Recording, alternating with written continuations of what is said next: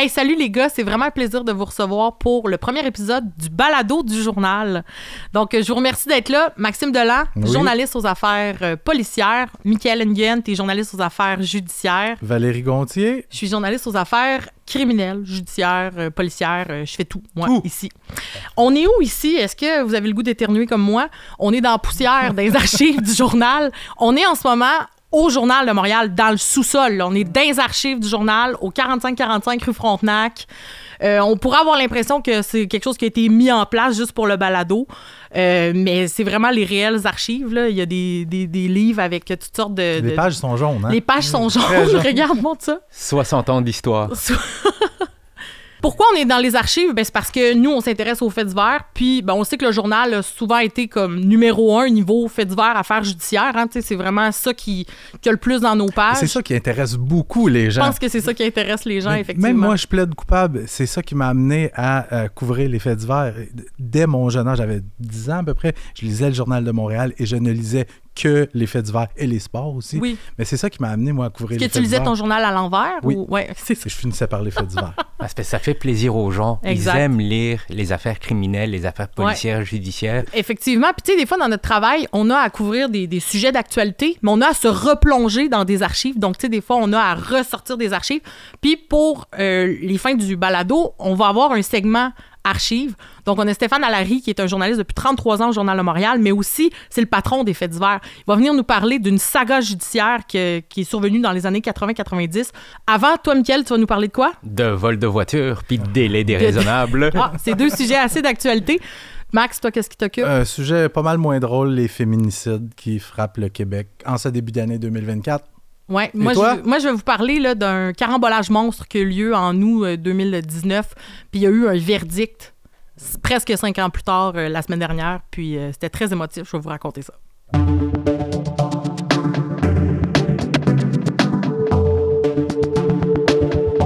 Histoire de crime, un balado du journal. En premier lieu, Maxime, j'aimerais ça qu'on y aille avec le féminicide parce que c'est arrivé récemment. En début de semaine, en fait, tard dimanche soir dernier, les policiers qui sont appelés dans une résidence de Saint-Basile-le-Grand, un homme qui aurait sauvagement poignardé sa conjointe à la gorge, au niveau du cou. Et moi, ce qu'on me dit, la femme qui a perdu une quantité phénoménale de sang est transportée à l'hôpital, son décès est constaté. Et là, tu sais, moi, je ne fais que ça, couvrir les meurtres puis ces trucs-là. Ouais. Puis je me dis, encore, depuis le début de l'année, là, c'est le 4e féminicide à survenir dans la province. Il y a eu celui de Granby pour débuter l'année. Après, il y a eu celui de Pointe-aux-Trembles. Il y a eu celui de l'Épiphanie. Puis chaque fois, tu sais, quand j'écris des articles sur des féminicides, là, c'est parmi les articles qui suscitent le plus de réactions. Je reçois des courriels de lecteurs ou des messages sur mes réseaux sociaux. Il y a des gens qui me disent ils pleurent carrément en lisant ces articles. Bien, c'est sûr, parce que ces personnes-là, c'est des sœurs, c'est des amis, c'est des collègues, puis ça frappe l'imaginaire de penser qu'il y a un homme. Puis tu sais, des fois, on va avoir le réflexe de dire « Ah, il a perdu le contrôle », mais c'est une prise de contrôle, puis je parle pas des cas en particulier parce qu'on connaît pas encore l'histoire, mais pour avoir couvert, Michael, t'en as couvert énormément aussi, des procès liés à ça, puis écoute, nombre de personnes là, en une semaine qui se font laisser, mettons, parce que c'est souvent la prémisse, là, c'est pas toujours ça, mais c'est souvent comme un élément déclencheur. Personne prend un couteau, personne va égorger sa conjointe. Le problème, c'est pas ces gens-là, c'est ceux qui le font, tu comprends-tu? Non, mais c'est ça que je te dis. Pourquoi est-ce qu'il y a du monde qui réussit à bien gérer ça, mais il y en a d'autres que non? C'est ça qui dépasse un peu l'entendement. Deux choses. La première, c'est que ces gens-là, clairement, ils ont un problème de gestion de la colère ou c'est des gens narcissiques, des gens possessifs. Il y a clairement quelque chose qui marche pas avec eux autres. Ouais. Puis ces gens-là, il faudrait idéalement qu'ils aillent consulter des centres d'aide aux hommes violents. Mais ces gens-là, dis-toi que c'est des gens narcissiques. Penses-tu vraiment qu'ils iraient consulter alors que eux autres, ils se disent, ben non, c'est pas moi le problème, c'est clairement elle. Mais moi, je trouve avant tout, tu sais, puis c'est pas nécessairement le cas là, du dossier à Saint-Basile. On sait comme pas qu'est-ce qui s'est passé, il y a beaucoup je veux parler des féminicides bien sûr. De façon générale. Qu'est-ce qu'on dit aux femmes qui sont victimes de violences conjugales? On dit... Quittez cette relation toxique-là ou cette relation violente-là. Dénoncez-le. Sortez-vous de ça. Il y a plusieurs femmes qui le font. Puis, tu sais, l'année 2021 en particulier a été une année extrêmement meurtrière chez les femmes. Si je ne me trompe pas, il y a eu une trentaine de femmes, 26 femmes tuées au Québec en 2021, la très vaste majorité dans un contexte conjugal. Puis il y en a un en particulier, moi, qui m'avait troublé. La femme, elle s'appelait Gisèle Étal Bétondi. Je me souviens, elle habitait dans le coin de la salle. Ouais. Mm-hmm. Et elle avait respecté à la lettre ce qu'on dit aux femmes victimes de violences conjugales, dénoncer votre conjoint ou votre ex-violent. Dans ce cas-ci, si je ne me trompe pas, c'était son ex. Elle avait porté plainte contre lui de menaces, de voies de fait, etc. Le gars avait été arrêté, avait été remis en liberté. Ben oui. Fait qu'est-ce qu'on vient faire en remettant le gars violent en liberté? Lui, on peut penser qu'il veut se venger, on peut penser qu'il veut reprendre le contrôle sur sa conjointe, son ex. Mais en même temps, Max... Juste une seconde pour finir. Cette femme-là avait décidé de se cacher, est allée se cacher chez une de ses amies avec ses 3 enfants. Le gars, il l'a traqué pour la retrouver, il l'a suivi, il l'a trouvé et il l'a tué devant ses enfants. Mais toi, tu travailles au Palais de justice de Montréal, OK? Puis tu le sais qu'il y a des salles qui sont dédiées à la violence conjugale. J'ai déjà fait un reportage là-dessus, là, les constables spéciaux, ils appellent ça le corridor de l'amour. Là. C'est comme ironique, bien sûr, là, parce que c'est tous des trucs liés à la violence conjugale. Est-ce que tous les gens qui passent dans ces salles-là, on va les garder emprisonnés? Ben, c'est ça le problème. Puis ça, c'est la peur des procureurs. Ils regardent le dossier. Est-ce que c'est justifié de garder la personne détenue? Ben, des fois, non. Sauf c'est souvent pas des gens criminalisés. On peut pas lire l'avenir. C'est ça qui est difficile. Exact. Mais en même temps, il faut penser aux ressources. On dit aux femmes, quitter, aller dans des ressources. Mais il faut se rappeler, c'est pas facile. Quand on était... Des fois, les ressources sont pleines aussi. Quand on était en couple pendant 15 ans, après, c'est de se dire, où est-ce que je vais aller? Est-ce qu'elles sont pleines? Puis, faut enlever cette image que c'est des gens qui sont plus pauvres, c'est plus difficile. La violence conjugale... C'est là que je suis pas d'accord avec vous. C'est là que je suis pas d'accord avec vous. On dit aux femmes, aller dans des centres d'aide et tout ça. Ça devrait pas être la femme qui a à prendre les mesures nécessaires pour aller se cacher. Toi, ça, c'est la mesure d'urgence. Oui, c'est une mesure d'urgence. Mais après, quand la personne est accusée, l'homme, bien généralement, quand il est libéré, il n'y a plus le droit d'aller à son domicile. Puis souvent, ce qu'on entend, c'est qu'il dit « Ouais, mais c'est chez moi, c'est moi le propriétaire. » Ben, c'est pas grave. Elle est résidente là, ben, c'est vous qui allez partir. Puis combien de fois on a vu des suspects comme ça bafouer les conditions de remise en liberté puis passer à l'acte quand même? Oui, absolument. C'est vraiment fâchant. On aura l'occasion de s'en parler, Max, parce que, évidemment, l'année n'est pas terminée. On ne souhaite pas qu'il y ait d'autres drames. Puis il va y avoir aussi peut-être des procédures judiciaires qu'on pourra suivre. Mais juste peut-être pour finir, je sais qu'en 2021, ça a été une année particulièrement meurtrière, on le disait. Je pense 17 femmes qui avaient été tuées dans un contexte conjugal. Puis il y avait beaucoup de gens qui mettaient cette violence-là sur le dos de la pandémie. Parce que les gens étaient chez eux, on ne pouvait pas sortir. Et les chiffres, ça a descendu dans les années suivantes. L'année passée, 7 femmes tuées dans un contexte conjugal durant toute l'année au Québec. On est déjà rendu à 4. On n'a pas fini le mois de février. Non, c'est vraiment inquiétant, puis on va espérer que l'année se déroule bien, là, parce qu'on l'a vécu, on l'a travaillé cette année-là, 2021, ça n'arrêtait pas. Il y en a eu des fois plus qu'un par semaine, féminicide. Tu sais, est-ce que ça serait une idée envisageable de mettre un bracelet électronique de façon systématique à tous les gens accusés de violence conjugale? On pourra s'en parler de ça, parce que moi, j'ai écrit un article cette semaine dans le journal sur un gars qui avait un bracelet puis qui a réussi à l'enlever. Ouais. Donc, à suivre. Il y a d'autres choses sur lesquelles je travaille à ce niveau-là. Peut-être qu'on va s'en parler la semaine prochaine. Ça marche. Michael, toi, maintenant, au Palais de justice de Montréal, t'as touché à 2 sujets comme vraiment importants. Je sais pas, vous, avez-vous peur de faire voler votre auto? Moi, ces temps-ci, j'avais jamais pensé à ça, puis je suis comme, est-ce que ma voiture va être là encore demain matin? Un VUS, t'as pas de VUS. Moi, j'ai un VUS, un beau soccer mom, là, dans ma cour arrière. 90 000 véhicules volés l'ont passé à travers le Canada. Ouais. C'est un fléau. C'est pas loin d'une 30aine par jour à Montréal. Exactement. Puis, on pourrait espérer que la justice passe son chemin. Puis là, Michael, cette semaine, tu as eu un cas où la justice a échoué. Exactement. Donc, 1 mois d'enquête policière qui est tombé à l'eau.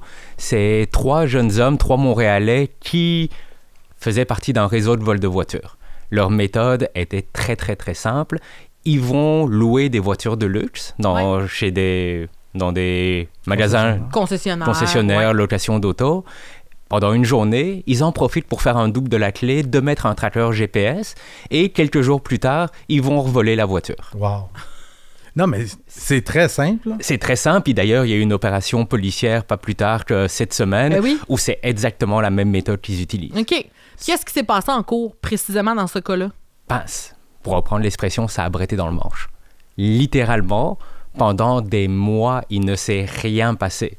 Sauf que, depuis l'arrêt Jordan, rendu il y a en 2016... Je veux juste, parenthèse, peux-tu expliquer, il y a des gens qui nous écoutent? Oui, l'arrêt Jordan, c'est justement... concrètement? C'est un arrêt qui dit que, de la Cour suprême du Canada, qui dit que quand une personne est accusée, ben, il doit être jugé dans un certain délai. Parce que sinon, c'est trop long. Et si c'est trop long, ben, faut ordonner l'arrêt des procédures. Mais dans ce cas-ci, est-ce que le juge a... Est-ce que c'est la couronne qui est à blâmer? Est-ce qu'on a pu déterminer? Des fois, ça arrive. Hein, en fait, c'est tout le monde qui est à blâmer là-dedans. Tout le monde est à blâmer. Premièrement, la couronne. Elle n'a pas fait son travail. Ils ont mis une procureure de la couronne qui n'était pas spécialisée là-dedans. OK. Attends un peu. Là, je fais l'avocat du diable, mais tu viens de nous parler du modus operandi qui était ultra simple. Si le modus operandi est ultra simple, il me semble que ça doit être un dossier quand même simple. Mais non, mais Max, pas même ça marche. Là, pour couvrir... c'est un dossier simple. Non, mais pour couvrir la justice, Mick, tu le sais, c'est quoi, là? Ça prend des ordonnances. Exactement. Ça prend pour faire des perquisitions. Ça prend... ils vont après aller challenger tu sais, quand... Le truc de possession, Mick, comment ça s'appelle? La chaîne de possession. Chaîne de possession. Ah, mais là, mais dans ce cas-ci, c'est un dossier relativement simple. Les policiers, tous leurs moindres gestes est scruté à la loupe par les avocats de la défense. Là. Mais attendez. Ici, dans ce cas-ci, on va faire ça clair. Là. C'était simple. 1 mois d'enquête. C'était long, mais c'était pas compliqué. On parle d'agents de filature, des policiers de l'Ontario également qui étaient impliqués là-dedans. Donc, c'était une affaire simple, mais qui était longue. Parce que le procès allait durer plusieurs semaines, tout simplement parce qu'il devait faire défiler tous les policiers, tous les agents de filature. Exact. On parle d'un procès de 3 semaines environ. Ce qui est quand même difficile d'avoir des dates pour un procès de 3 semaines. Exactement. C'était prévu pour Montréal, précisément. Sauf que dans ce cas-ci, les délais, c'était 18 mois maximum. La couronne, malheureusement, ça lui a pris 20 mois pour réaliser qu'ils n'avaient pas la bonne procureure dans le dossier. Okay. Parallèlement, il y a eu la pandémie. Il y a eu tous les problèmes dans la justice avec le manque de personnel. Des choses qui sont reportées, des choses qui ne peuvent pas procéder. Quand on parle aussi, il y a eu un conflit entre la juge en chef de l'époque et le ministre de la Justice qui a fait que les juges y siégeaient moins.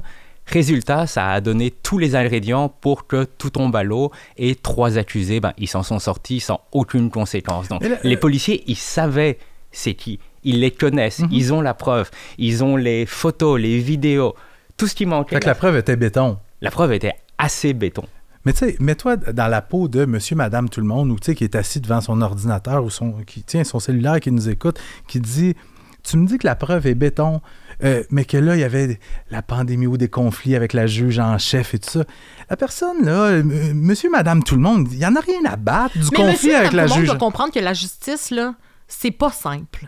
Tu sais, c'est pas juste monsieur a fait ça, maître machin représente l'État, maître machin représente monsieur. On va aller devant un juge, puis on va... C'est pas de même, ça marche. Il y a des délais, il y a des centaines de dossiers ce que j'explique, par salle, à souvent, chaque jour dans les palais de justice. La justice, c'est quoi? Mettez-vous en tête, c'est comme un grand orchestre, et pour que ça roule, il faut que tout le monde soit prêt. Absolument. Puis même le joueur de triangle, on se dit, il est peut-être pas aussi important que le premier violoniste. Parle pas contre le joueur de triangle. Mais justement, s'il n'est pas là, il n'y a pas de concert. Oh oui, tout le monde est important. Mais j'espère qu'on va apprendre de ça, parce qu'en ce moment, il y en a plusieurs. Puis heureusement que les journalistes sont là pour faire la lumière sur ces cas-là qui ne fonctionnent pas. Puis le but, tu sais, c'est pas non plus de blâmer, mais c'est important de pointer du doigt, de dire qu'est-ce qui n'a pas fonctionné, parce que c'est arrivé récemment que c'est l'institution qui ne fonctionne pas. On démontre... Mais c'est problématique. Mais corrige-moi si je me trompe, on a problème...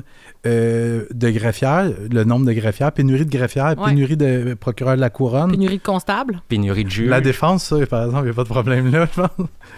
Fait que, non, mais, tu sais, moi, j'ai couvert quelques fois des trucs au palais de justice. Vous autres, vous êtes 2 spécialistes, 2 vieux routiers, mais moi, ça me fait complètement capoter. Tu sais, les dates pro forma, pour que les gens comprennent, là, c'est...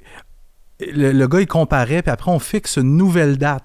Et à cette nouvelle date-là, on se rencontre pour fixer une nouvelle date. Puis il y a du proforma, il y a de l'orientation déclaration, il y a ça met en même temps toutes sortes d'étapes, mais c'est essentiel. C'est essentiel, puis il faut le dire, le monde travaille quand même.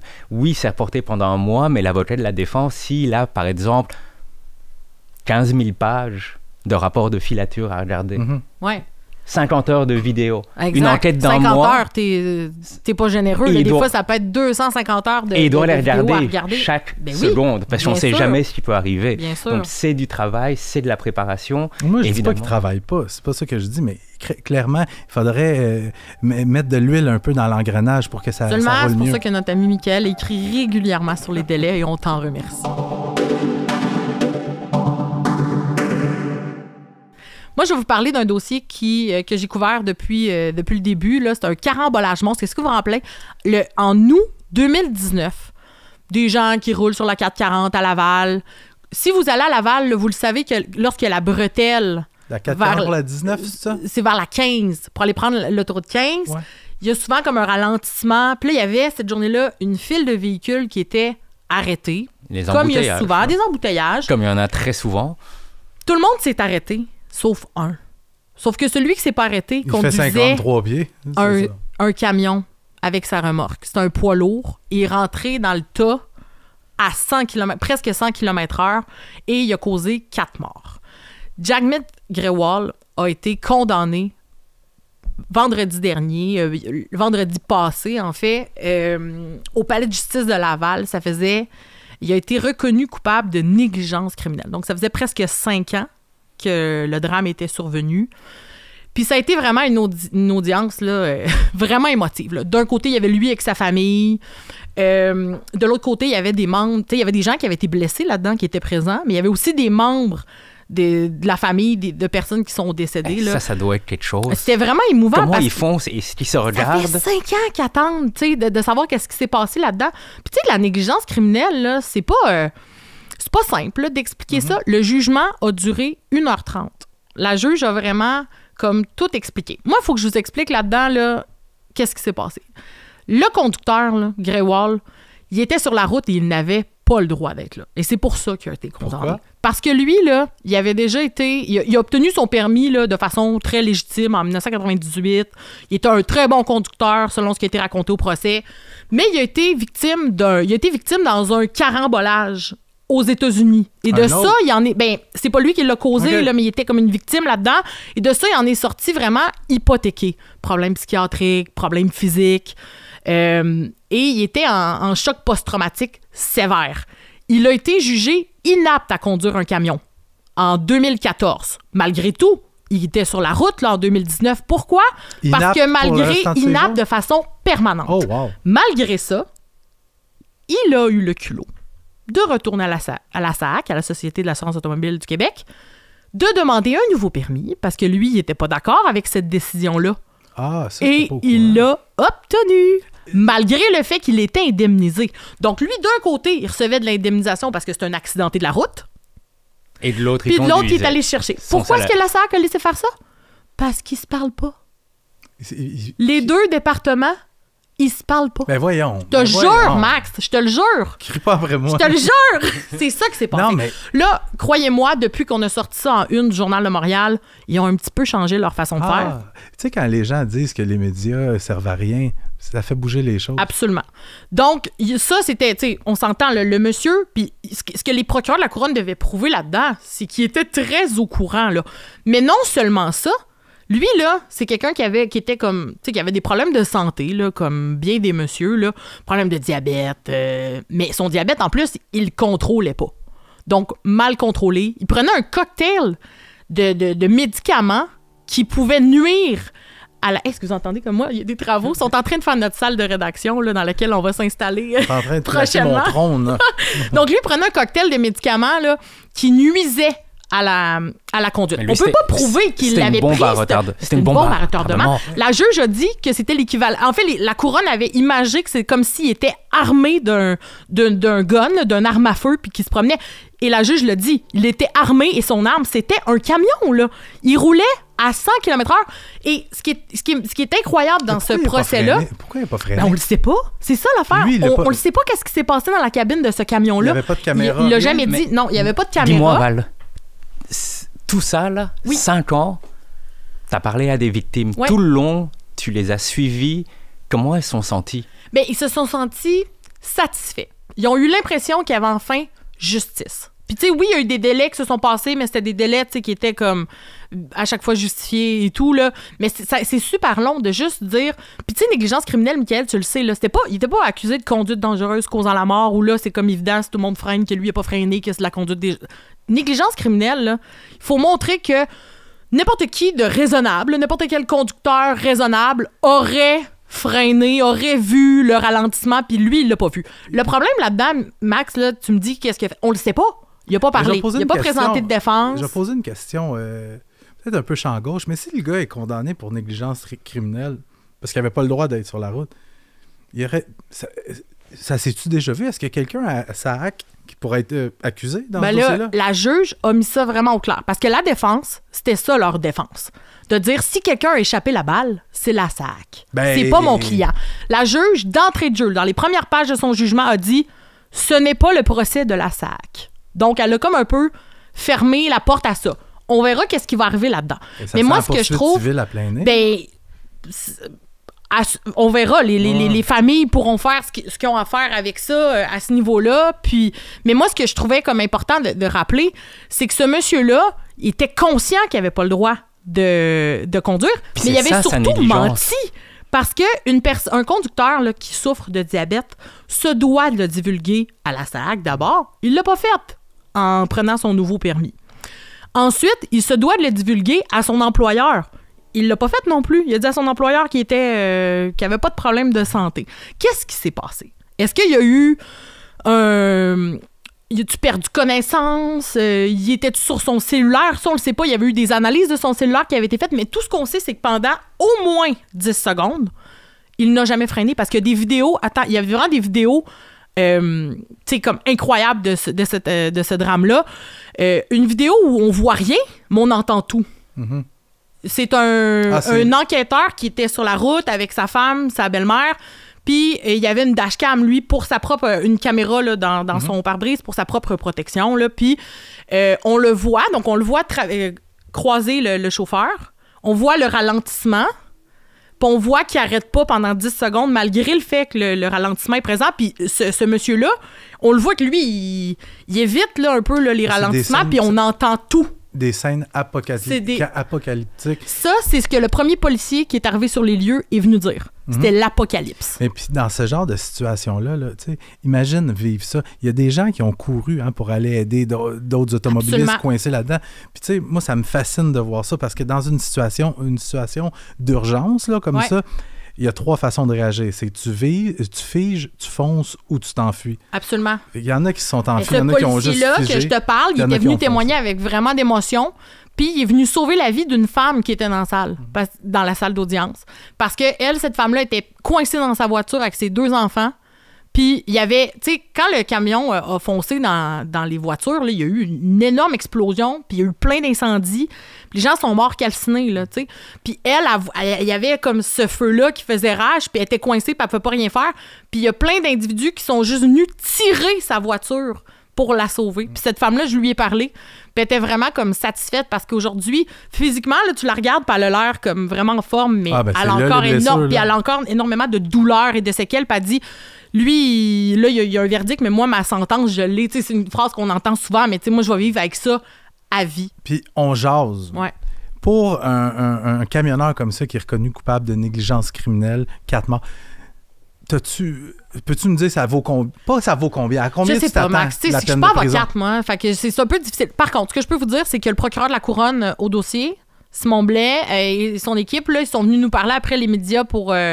commenter, puis ce qu'il a dit, c'est qu'il faut s'attendre à une peine vraiment sévère d'incarcération. On veut un chiffre. De ce qu'eux vont demander. Moi, je peux pas te donner de chiffre, je suis pas avocate, Mickaël. Tu le sais comme moi que ces dossiers de négligence criminelle-là... T'as souvent des peines, ça dépend de tellement de facteurs, mais dans ce cas-ci, je pense qu'on peut s'attendre à ce qu'il demande une peine de pénitencier. Est-ce qu'il va l'avoir? C'est le juge qui va décider. Exact, faut voir aussi ce que la défense va faire là-dedans. Puis tu sais, Max, je termine là-dessus là, en te disant, puis je sais que le public, des fois, c'est quelque chose qui est difficile à comprendre, mais une peine, on ne punit pas un crime, on punit un individu. Merci, Mickaël. Vous êtes des vrais sages. Hey, mais c'était le fun. Nous, on se reparle la semaine prochaine, mais avant que ça se termine, on va quand même se replonger dans nos archives avec Stéphane Allary qui va venir nous parler d'un cas qui est vraiment incroyable qui est survenu dans les années 80 puis c'est échelonné jusque dans les années 90, là, une C'est histoire drôle. de Stéphane, il meurtre. va parler d'un sujet que on n'était pas encore au monde. Ben, on Mais était au lui, il sait monde, très mais bien on c'est n'était quoi. pas vraiment bien vieux. Non, c'est ça. Effectivement. On accueille maintenant Stéphane Allary. Stéphane, salut patron. Comment ça va? Bonjour, ça va très Stéphane, bien. c'est le patron aux affaires judiciaires au Journal de Montréal, Salut, affaires Steph. policières. Puis tant qu'à être dans les archives, on s'est dit pourquoi pas aller fouiller, hein? Puis parler d'un sujet qui est vraiment incroyable. Mais moi, Stéphane, je trahis mon âge un peu, là. Puis il va falloir que tu me résumes un peu c'est quoi l'affaire Gilles Perron. Je vais trahir le mien aussi en vous disant que cette saga-là judiciaire s'est conclue au moment où moi j'arrivais au journal, OK. à peu près. On a appelé ça l'affaire Perron. Ouais. Tout ça commence en décembre 1987, le soir du 15 décembre 1987. Il y a une grosse tempête de neige qui frappe Montréal. Ouais. Et il y a une dame qui vient de finir son quart de travail dans une polyclinique à Laval, sur le boulevard de la Concorde, qui est retrouvée sans vie dans son véhicule. La pauvre dame, une mère de 3 enfants, Michelle Perron, elle a été poignardée au cou et à la tête et elle est retrouvée là par son mari, qui va se trouver là un peu par hasard. On va l'apprendre un peu plus tard. Et là, évidemment, ça fait les manchettes rapidement, entre autres parce que M. Perron est réalisateur à Radio-Canada, où il pilote certaines émissions populaires à l'époque. Alors, il y a l'enquête policière qui s'enclenche par la police de Laval et ça piétine relativement pendant 1 an. On entend, après avoir fait les manchettes, ça devient un peu plus calme. On entend presque plus parler, jusqu'au moment où il y a eu une annonce de récompense. Alors, il y a 100 000 soudainement qui est offert pour trouver le ou les tueurs de Mme 100 000 Perron. $ à l'époque. À l'époque, c'est ça. T'as acheté une maison avec, là. Oui, 100 000 à l'époque. C'était la plus grosse récompense jamais offerte pour ce type d'information. Et ce qui ajoute Ça a aussi... délié des langues, je présume? Ben, en fait, ce qui retient beaucoup l'attention à l'époque, c'est que le donateur est anonyme. OK. Tout ça se fait par l'entremise d'un avocat qui réserve des pages de publicité pour publiciser justement l'offre de récompense dans plusieurs journaux. Puis À Montréal c'est et à stratégique, Laval. hein, ouais, aussi, l'endroit où les publicités sont faites, sont géographiquement parlant, c'est stratégique. Je pense qu'il y en a dans le coin de Sherbrooke, puis il y a une raison pour ça. Oui. Tu vas nous en parler plus Oui, tard, je pense. tout à fait. Alors, Désolé. l'enquête piétinait. Puis dans la foulée de cette offre de récompense-là, Ouais. on apprend d'ailleurs que M. Perron entretenait une relation avec une maîtresse, une femme de Sherbrooke, effectivement, Ah, voilà. et depuis 12 ans. Wow. Et l'arrivée de cette information-là semble faire progresser l'enquête parce que maintenant, il y a 2 motifs peut-être pour épingler M. Perron. Il y a le mobile financier, parce que les assurances-vie Ben à oui. l'époque Classique. qui couvraient Mme Perron étaient à peu près équivalentes aux dettes de son mari, Ouais. donc les dettes qu'il devait éponger. Et après, il y a le mobile affectif, parce que quelques semaines avant que Mme Perron soit assassinée, son mari avait dit à sa maîtresse que bientôt il serait libre. Alors, Il avait pas dit d'autre chose à sa maîtresse aussi? il avait dit plein d'autres choses, mais ça va sortir au premier procès. Ok. Ben c'est ça, allons-y au premier procès. Donc lui, il a été finalement arrêté, accusé de meurtre. Oui, Il y a eu en- le premier procès. Oui, en fait, Gilles Perron est arrêté le 16 février 1989. Il a eu 35 ans il y a quelques jours seulement. Ouais. Mais tu peux peut-être nous expliquer sur quoi les policiers se basent pour l'arrêter? Accusé de meurtre prémédité. Ouais. Ben, c'est un peu ça, là. C'est ce qu'on va découvrir lors du procès qui se tient en 89, dans la même année, c'est que les versions de M. Perron diffèrent selon à qui il parle. OK. OK? Donc, dans sa déclaration spontanée au policier, là, le soir même, après avoir découvert le corps de sa femme dans la voiture, il vient dire qu'il était parti faire des commissions, là, il s'en allait acheter un cadeau de Noël à sa femme et il est tombé en panne à moins d'1 kilomètre de la clinique. Donc, il a décidé de marcher jusqu'à la clinique pour aller rejoindre sa femme. OK. Quand il arrive, raconte-t-il à l'époque, Madame est en train de déneiger son véhicule à l'extérieur de la clinique, elle a fini de travailler, mais Madame a aussi verrouillé les portes en laissant son véhicule qui roulait, mais les clés à l'intérieur. Il y a beaucoup de C'est ça. coïncidences. en Beaucoup de pas coïncidences. 50 ans. M. Perron, apparemment, décide à ce moment-là de retourner à son véhicule où il avait laissé son trousseau de clés, haute coïncidence, et sur lequel il y avait un double de la voiture de sa femme. OK. Sauf que ce qu'il raconte, c'est que quand il retourne à son véhicule fonctionne maintenant, son véhicule redémarre, donc il prend son véhicule, revient à la clinique, et c'est à ce moment-là qu'il découvre sa femme dans son véhicule OK. qui a été assassiné. C'est de la Donc preuve ça, circonstancielle. Et Donc, là, il sonne l'alerte, C'est effectivement. une version qui n'a pas été retenue visiblement par, je sais pas si c'était un jury ou un... C'était effectivement un jury. Et ce que la poursuite étale, justement, c'est qu'il y a différentes versions. À un moment donné, il a dit qu'il avait laissé son véhicule en panne dans le stationnement d'un centre commercial. À un autre moment donné, il dit qu'il l'a laissé dans un garage SO sur le boulevard de la Concorde. C'est le genre de détail que tu te souviens d'habitude quand ta femme est assassinée. Oui, mais en même temps, dans l'énervement, on ne sait pas. Et c'est pas toujours aux policiers. Parfois, c'est à des amis, parfois, c'est aux policiers. Quand la position du corps, quand il retrouve sa femme, à un moment donné, il dit qu'elle est sur le siège avant de son propre véhicule, le siège passager. Et à d'autres moments donnés, il dit à une femme, à une connaissance, qu'il l'avait retrouvée sur la banquette arrière. En fait, au procès, il y a un spécialiste des projections de gouttelettes de sang, un spécialiste du laboratoire de sciences judiciaires, qui vient établir hors de tout doute que madame était sur le siège passager à l'avant du véhicule lorsqu'elle a été poignardée. Donc, finalement, reconnu coupable dans un premier procès. Oui. Effectivement, On a l'archive ici. Oui, c'est ça, ça a fait les manchettes là, constamment. Ouais. Alors, il est reconnu coupable. Effectivement, c'est des preuves circonstancielles, hein, on le disait tout à l'heure, et lui ne témoigne pas à son procès. comme c'est son droit. Comme c'est son droit, tout à fait. Il ne témoigne pas. On ne trouve pas l'arme du crime. Il n'y a pas de témoin du crime. Fait que finalement, c'est... À l'époque, il n'y avait le pas de crime caméra de surveillance. Là. Tu sais, aujourd'hui, on pourrait se dire que tout a été filmé, puis Ce qu'on ça se règle comprend, en criant c'est ciseaux. la là. défense qui plaidait, c'est le doute raisonnable de dire peut-être que tout pointe vers là, mais il n'y a pas de preuve hors de tout doute Exact. que c'est lui. La défense plaidait ça et à l'inverse, la poursuite avançait qu'il avait l'occasion exclusive de commettre le crime. Oui. Il n'y avait que lui qui pouvait faire le crime. Alors, il est trouvé coupable. Ouais. Ce qu'on lit dans les journaux à l'époque, j'ai un regretté collègue, Rodolphe Morissette, qui était une légende du journalisme judiciaire, raconte que pendant tout le procès, M. Perron avait l'air un peu au-dessus de ses affaires, qui ne s'empêchait pas de rigoler à l'occasion. Quand le verdict tombe, il est livide et Ça marche est plus. consterné. Il s'en va directement en prison pour 25 ans. Ses avocats sont en furie. Quelques minutes après la tombée du verdict, ils annoncent déjà qu'ils vont aller en appel. Ouais. Puis c'est ce qui a donné lieu au fait que c'est devenu une saga. Ça aurait pu se terminer là, ce procès-là, mais non, là, ça a continué. On est allé en Oui. cour d'appel, Oui, tout à fait. deuxième procès. Oui. Ce que j'ai oublié de mentionner, Ouais. c'est que lorsqu'il a été arrêté, M. Perron, en février 89, il est arrêté quelques jours seulement avant de se remarier. Oh. 2 mois après le décès violent de son épouse. Avec la même madame.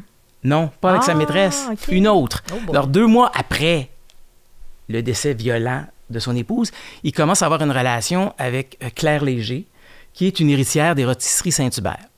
OK. Et pendant le procès, ce qu'on va découvrir, c'est que le fameux 100 000 là, en fait, c'est dans le procès, mais aussi c'est avancé, c'est que c'est son frère, qui est président de la chaîne, qui aurait fait l'offre du 100 000 parce que lui, il ne voyait pas d'un bon œil que sa sœur commence à entretenir une relation et qu'il finisse par se marier avec M. Perron. Il y avait déjà des doutes, le frère. Il y avait déjà des doutes. Même M. Léger va même participer d'une certaine façon à l'enquête. Il va rencontrer Gilles Perron dans une chambre d'hôtel du Sheraton à Laval à un moment donné pour essayer de le faire parler. Tout ça est enregistré par les policiers qui sont dans la chambre à côté. OK. Alors, ça, c'est un peu Ouais. la scène au premier procès et finalement, il est trouvé coupable.